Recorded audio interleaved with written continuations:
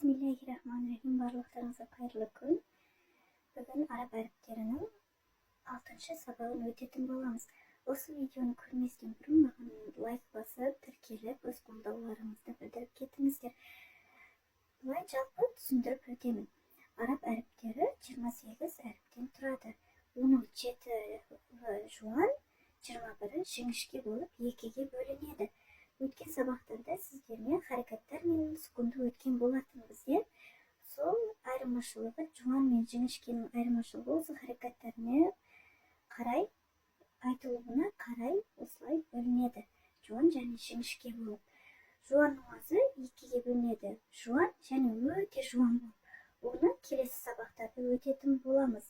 Оған дейін мына араб әріптерін жаймен жаттап алыңыздар.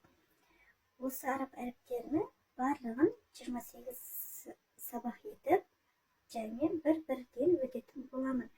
Келесі сабаққа дейін қош сау болыңыздар. Алла өзі жар болсын.